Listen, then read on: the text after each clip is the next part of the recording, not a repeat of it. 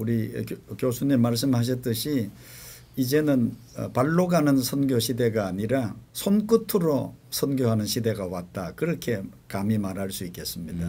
손끝으로. 손끝으로. Welcome to Bread Chapel Worship Service, January 2nd, 2022. 你好，你们身体好吗？认识你很高兴，认识你们很高兴。 오늘은 우리 바로 옆에 있는 14억, 15억의 인구를 가진 중국 선교를 중심으로 오늘 예배를 드리겠습니다.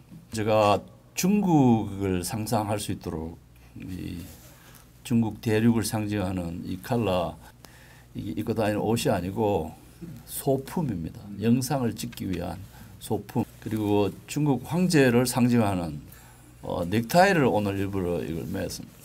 그래서 오늘 제가 하늘에 계시는 황제 상제의 사자로서 저 14억, 15억을 복음화하기 위한 이 중차대한 과제에 마음속 깊이 내 책임을 느끼고 고신대학교 교수님이신 김북경 교수님께서 중국 선교를 중심으로 이런저런 대화를 저와 함께 나누겠습니다. 저와 반세기 동안의 친구이시고 중국 선교에 일생을 바치신 선교사님이십니다. 오늘 사모님 함께 오셔서 대단히 감사합니다. 여기 뭐 하는 곳이냐 하면 중국어, 스페인어, 영어로 가난한 사람들에게 복음을 전하고 돈이 없어서 공부 못하는 사람들이 공부를 할 수 있도록 여기서 그 컨텐츠를 만들어서 공급하는 요람입니다. 아까 부탄에 보셨지만 예컨대 지구상에 저런 곳이 수천, 수만이 아니라 수억 개가 될 수도 있습니다. 그곳에 우리는 그들이 신학을 공부하고 하나님 말씀을 배우고 기도 많이 하고 성령에 충만해서 복음으로 세상을 정복할 수 있는 그런 일꾼이 되고 용사가 되도록 훈련시키기 위해서 가고 오고 하면 돈이 들지만은 이 유비쿼터스 방식으로 저비용 고효율 방식으로 영상을 만들어서 그리고 교육 프로그램을 운영해서 하나님 나라 일꾼을 만들려고 합니다. 여러분, 제가 현재 가르치는 신학대학원에서 교회론 강의를 했는데 그 교회론 강의를 중국어로 더빙을 했습니다. 중국에 있는 우리 형제 자매들이 중국어로 제가 하는 강의를 들을 수 있도록 이 샘플을 한번 만들어 보았어요.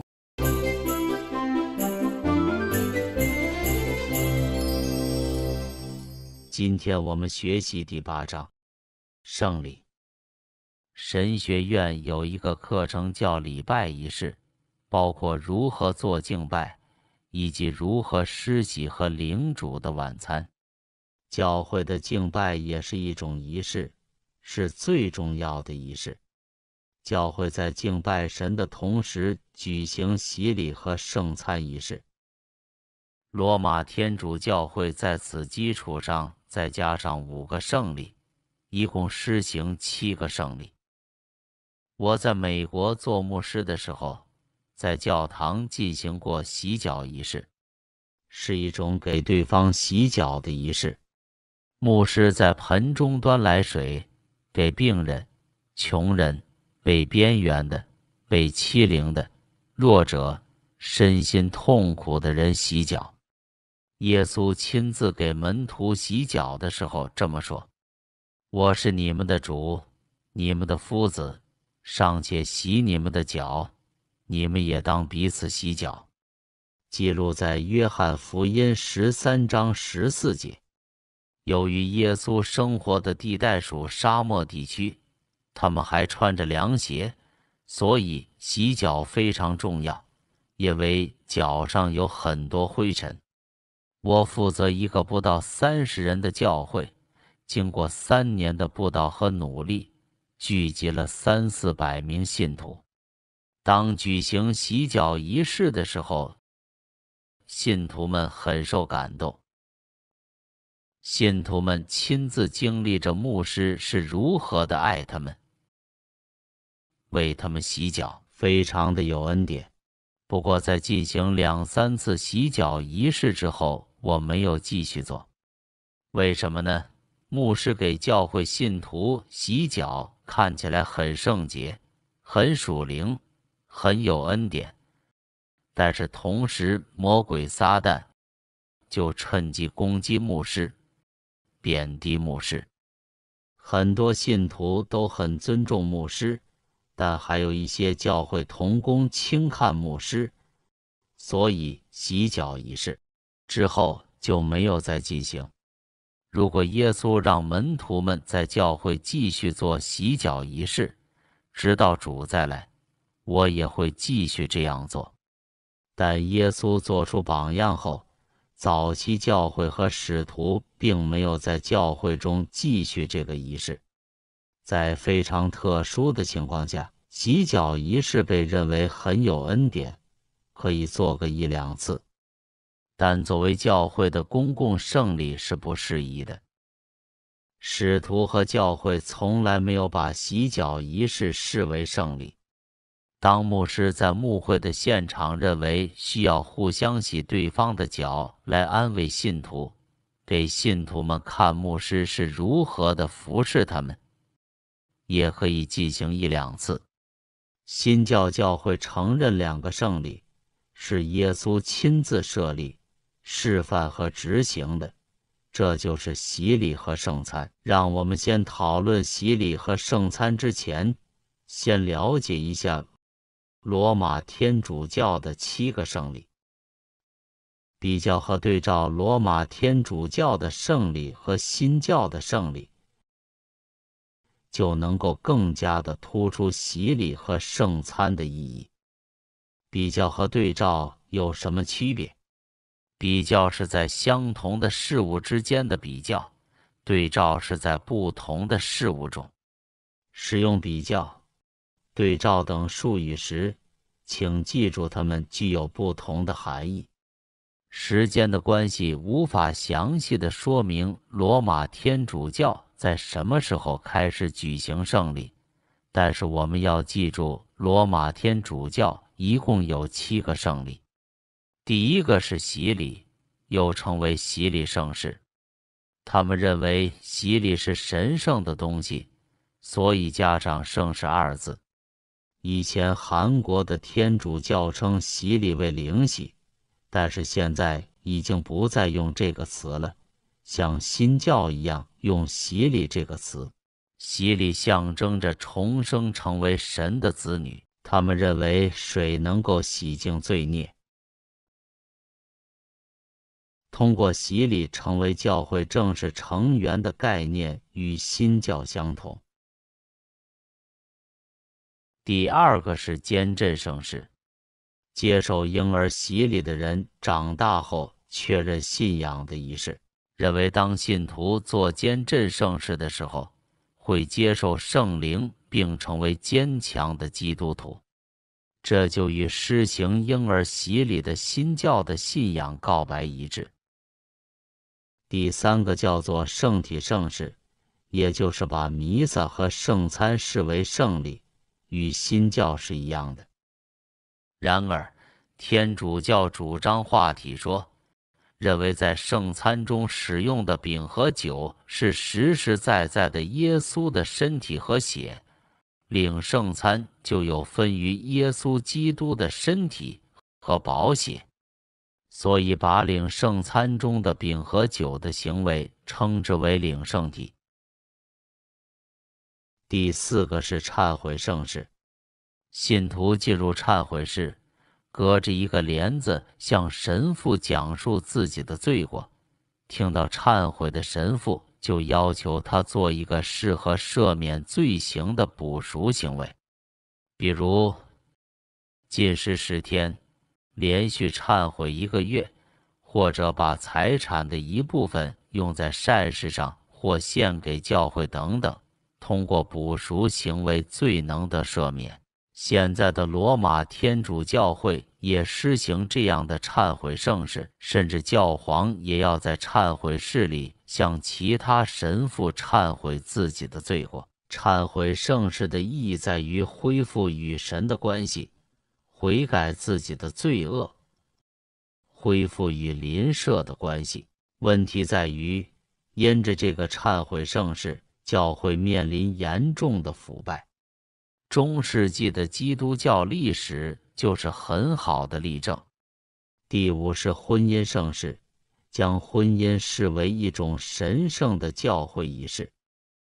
婚姻是一个男人和一个女人的结合。在菲律宾，因着天主教的影响，常常导致在没有结婚的情况下，行种种不道德行为。第六个是圣职圣事，把接受圣职视为一种圣礼，与新教中牧师的案例仪式相同。在接受圣职的时候，为表示完全服从教皇的命令，把头着地，脚向后伸的方式接受圣职。第七圣礼成为病人傅油圣事，是安慰和医治病人的仪式。在病人濒临死亡的时候，通过圣礼祈求灵魂被神拥抱，能够进入到天堂。这样的仪式成为病人傅油圣事。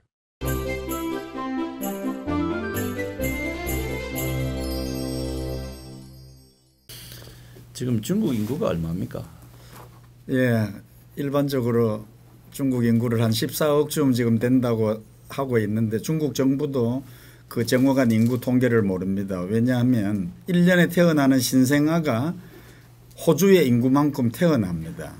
호주와 중국 그 국가 면적이 비슷한데 태어나는 신생아가 현재 중국 호주만큼 늘어나고 그렇기 때문에 정확한 통계 수치를 모르고 한 14억쯤 될 거로 그렇게 추론하고 있습니다. 그러면 좀 그걸 가정하면 15억도 될 수 있다는 그렇습니다. 얘기군요. 중국 밖에 있는 중국어를 사용하는 사람은 얼마나 될까요? 그걸 이제 화교라고 얘기를 하는데 보통 8,500만 정도로 중국 화교가 지금 전 세계에 흩어져 있습니다. 대단한 그 중국 밖의 자원이라고 할 수 있죠. 그러면 지금 대만을 포함하면 대만, 특별히 인도네시아, 심지어 태국에도 중국인이 많이 살고 있는데 중국어 보통어라고 하는 만다린을 사용하는 인구가 최소한 15억 될 수 있다 이 말씀이죠. 그렇죠. 우리나라 대한민국 조선어를 사용하는 인구는 한국어를 사용하는 사람들 우리 다 치면 8천만 명, 8천만 명 정도인데 8천만 명을 그 10배로 치면 8억입니다. 중국 인구가 10배의 곱하기 2를 하면 2, 8이 16. 지금 숫자에 들어가지 않는 중국인들을 다 계산하면 16억 명가량이 중국 안과 밖에 살고 있습니다. 우리가 복음을 먼저 받은 한국인으로서, 한국 그리스도인으로서 우리의 사마리아에 해당되는 중국인들에 대한 선교의 책임을 결코 무시할 수 없습니다. 굉장히 중요합니다. 여러분이 시청하신 그 중국어 강의, 제가 강의를 하고 그것을 북경 표준 언어로 더빙을 한 것인데 한국어를 알아듣는 사람이 한 명이면 그 중국어를 알아듣는 사람은 20명 가량 됩니다. 그러니까 얼마만큼 이 만다린의 파워가 강력하고 우리 선교 과제가 심대한지 추측하실 수 있겠죠. 우리 여기는 유비쿼터스 방식으로 대학교 교육 시스템 플랫폼을 운영하는 장소입니다. 그래서 중국어, 스페인어, 영어 세 개의 언어로 신학 강의를 만들어서 가난한 나라에 가난해서 돈이 없어 공부를 못하는 사람들에게 제공하려고 하는 의도로 세계복음화 전략 기지로 만든 곳이고요. 이게 만든 지 오래됐고 이게 첫 오프닝 할 때 우리 이 목사님이 참석하셨어요. 그죠? 그리고 그날 1시간 동안 이 더빙의 효과가 어느 정도인가를 연구해 오라 해서 딱 1시간 동안 이야기를 하게 했습니다. 우리 전체 항상 한 2시간 반, 3시간 한 것 같은데 어떤 백인이 성경을 가르쳤는가 했는데 그걸 중국어로 더빙한 것을 우리 들었거든요. 근데 그분이 이야기가 자기 자신이 중국어를 꽤 한다고 생각하는데 칭화대 졸업생이고 한데 자기가 듣기에 아무런 하자가 없다. 충분하다고 이야기했어요. 저는 중국어 강의는 중국어로 강의할 수 있는 사람, 특별히 중국인 신학자를 초대해서 강의하게 하고 스페인어는 스페인어 강의자를 강의하게 하고 영어는 영어 강의자를 초대해서 강의하게 하도록 하려고 했는데 이 바이러스 오고 난 다음에 오지도 못하고 가지도 못하는 이런 상황에서 우회 전략을 선택했습니다. 그게 바로 더빙이라는 것입니다. 그래서 먼저는 제가 강의하는 거, 또 제가 고려신학대학원에서 가르칠 때 그 20년 동안 배운 학생들, 그 당시는 경제적으로 여유가 있던 시기였기 때문에 국 내외에서 공부를 한 신학자들이 상당수 있습니다. 그런 사람들의 그 신학적, 신앙적 에너지들을 결집하면 우리가 중국 선교 그리고 남미의 저 가난한 지역의 사람들에게 복음을 전하고 그들을 훈련시켜서 하나님의 말씀의 전도자로 설교자로 훈련시킬 수 있습니다. 그래서 우리가 지금 열심히 이것을 하고 있고 우리 지금 이 모임은 그렇게 하는 선교 동참하는 우리 성도들이 지금 의기투합하고 함께 예배하고 집에서 예배 드리는 분, 사무실에서, 거실에서, 저 산속에서, 공원에서, 바닷가에서 이 영상으로 하나님께 예배 드릴 수 있도록 우리 지금 예배 서비스를 제공하고 있습니다. 우리 영어도 중요하고 스페인어도 제일 핵심이고 급선무는 중국인들에게 지금 중국 정부가 이 복음을 선교사들을 2017년도에는 대대적으로 다 추방을 했죠. 2017년도부터 네. 시작했어요. 추방을 한 겁니까? 재입국을 하지 못한 같은 말이죠. 네, 재입국. 비자 신청할 때 다시 비자를 안 주니까 결국은 못 들어가는 그럼 거예요. 지금도 그 안에서 선교를 하고 있는 소수의 선교사님들은 아직도 있겠군요. 신분을 감추고. 네, 그렇죠. 뭐 비즈니스 하면서 혹은 유학생으로 선교를 하는 사람이 있지만은 이전에 그 선교 사람들이 대대적으로 활동하던 시기는 이제 끝난 것 같고 이제는 이 교수님 말씀하셨듯이 이 유비쿼터스 시대에 이런 매체를 통해서 복음을 증거하고 또 인재 양성을 하는 것은 굉장히 시기적절한 그 선교적 플랫폼이라고 저는 생각이 되어지고 조금 전에 말씀하셨듯이 세계에서 지금 한 250여 개 국가가 있지만 언어별로 봤을 때 가장 언어를 많이 쓰는 언어가 중국어고 두 번째가 스페인어고 세 번째가 영어니까요. 참고로 스페인어 사용자는 약 5억 남짓하고 영어 사용자는 3억에서 4억 그 사이인데 중국인의 숫자가 얼마냐 하면 15억입니다. 이 지금 우리 상상을 불허하는 정도의 숫자고 우리는 그들에게 신속히 우리 주님 분부하신 대로 가서 복음을 전하고 성삼위 하나님의 이름으로 세례를 주고 그들이 예수님 말씀 따라 살고 영생의 소망을 가지는 하나님의 백성 되도록 하기 위해서 지금 가장 효과적인 방법이라고 생각하는 이 유비쿼터스 방식의 예배를 드리고 있습니다. 2022년 3월 1일부터 중국 정부가 종교 콘텐츠를 온라인을 통해서 유통하지 못하도록 법으로 규제한다는 뉴스를 보았습니다. 그러니까 온라인으로도 설교도 못하고 뭐 전화기로 들을 수 있는 그동안에 들을 수 있는 기독교 관련 영상도 볼 수 없는 상황인데 그럼 우리는 어떻게 하느냐? 어떤 허술한 시골집에 가서 컴퓨터로 복사 해가지고 연락이 되는 대로 물론 우리 해배학 관계하에서 제대로 교육이 되도록 하겠습니다마는 공부를 좀 제대로 하고 제대로 관리가 되고 또 필요하면 졸업장을 주어서 그들이 원하는 결국 목사 설교자로 설 수 있도록 우리가 지도할 방침입니다.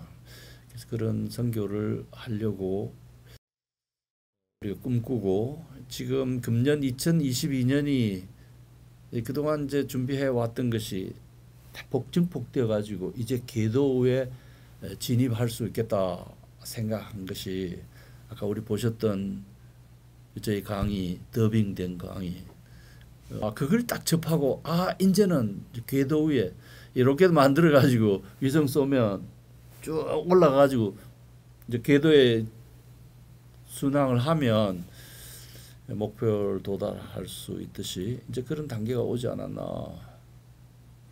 예, 이 AI 시대, 이 유비쿼터스 시대에 이 영상물을 만들어서 보급을 하게 되어지면은 우리가 모르는 가운데 하나님이 그 어떤 채널을 통해서 준비된 영혼을 만나게 할지 우리는 모를 일인데 상상만 해도 정말 가슴 설레는 일입니다. 왜냐하면은 이것은 우리가 대면에서 제자 훈련을 하고 또 인재 양성을 한다는 것은 매우 제한적이지만 이것은 첫째 전 세계적이고 두 번째는 24시간 그 사역을 그 영상 매체 속에서 유튜브 안에서 자기 스스로가 이루어지고 있는 일이고 이것은 가장 광범위하면서 은퇴가 없는 미션 사역이라는 그런 장점을 가지고 있다고 생각을 합니다. 지난번에 AI 전문가를 소개해 주셔서 저는 하나님께서 김 목사님 만남을 통해서 무슨 역사가 일어나고 있다는 생각이 들어요. 그 AI 전문가가 나중에 이 강의 컨텐츠를 AI가 공급하고 알아서 처리하고 학점도 처리하고 하는 이런 시대가 저는 왔다고 생각하고 이런 기술이 있다고 생각합니다. 그래서 병신도 선교사님의 도움을 받을 수 있는 날이 곧 오고 있는 거나 이런 생각이 들어서 이제 매우 고무적인 2022년을 맞이하고 있습니다. 우리는 이 바이러스 시대에 의기소침하게 가만히 있을 게 아니라 오히려 더 공격적으로 하나님 나라 복음을 위해서 뭔가를 해야 되겠다 이런 열망으로 가득 차 있습니다. 어떻게 하면 우리가 더 잘할 수 있겠습니까? 중국어로 강의하려면 강의료도 줘야 되고 더빙하면 그 사실 다 재정이 필요하잖아요. 이걸 어떻게 할 것인가? 제가 그 처음 만났을 때 한 주간은 내가 낙심해서 내가 능력이 없는데 이거 포기해야 된다 이런 생각을 하다가 자꾸 마음속에 기회는 이때다. 이 기회를 네가 붙잡으면 늦게 되고 붙잡지 않으면 놓친다. 이래서 내가 붙잡는다고 마음을 딱 가졌어요. 이때 이 믿음이 필요하구나. 내가 예수님을 그리스도를 믿는 믿음도 필요하지만 하나님께서 우리가 지금 함께 하시고 무슨 역사를 지금까지 이루어왔고 준비시키셨고 이제 한 단계 더 본격적인 차원에 진입해서 일을 하도록 인도하시는 것 같보다 그런 생각을 하고 있습니다. 옛 속담에 빨리 가려면 혼자 가고 멀리 가려면 같이 가라는 말이 있는데 특별히 이제 AI 시대에 이 글로벌 이 블레드 유니버시티를 이제 경영하고 섬기는 이 플랫폼 기능을 하려 그러면 결국은 조금 전에 말씀하셨던 그런 전문가들의 그 언어적 전문가 또 혹은 기술적 전문가 그렇죠. 또 재정적인 어떤 그 자발적인 후원자 이런 자들과 함께 그 우리가 동력해 나갈 때에 하나님께서 시너지의 축복을 주시리라고 믿어 의심치 않습니다. 혹시 이 영상을 보시는 여러분 가운데 적은 비용으로 매우 큰 효과를 얻을 수 있는 이 복음 전파 선교 사역에 동참하시기를 원하시는 분들은 이 영상 끝에 있는 주소와 전화번호로 연락해 주시면 감사하겠습니다. 교수님 말씀하셨듯이 이제는 발로 가는 선교 시대가 아니라 손끝으로 선교하는 시대가 왔다. 그렇게 감히 말할 수 있겠습니다. 손끝으로. 예, 손끝으로. 예. 그래서 그만큼 이제 AI 시대가 이제 보편화되어진 이 시대에 선교적으로 이런 플랫폼을 시작은 미미하지만은 하나님이 크게 사용하시고 영광을 받으실 줄 믿고 특별히 그 우리 최 교수님의 그 평생 동안의 연구와 또 기도와 그 노하우들이 이제 나누어질 수 있는 그런 이 브레드 유니버시티 이 매체를 통해서 하나님의 나라가 이 땅에 임하는데 일조를 할 수 있기를 저도 기도하고 또 협력하겠습니다. 대단히 감사합니다. 감사합니다. 선생님 감사합니다. 감사합니다. 우리 사모님 감사합니다. 오셔서 대단히 감사합니다. 감사합니다. 우리 참 목사님 가족 오셔서 대단히 감사합니다. 감사합니다. 자, 여기서 마치겠습니다. 네.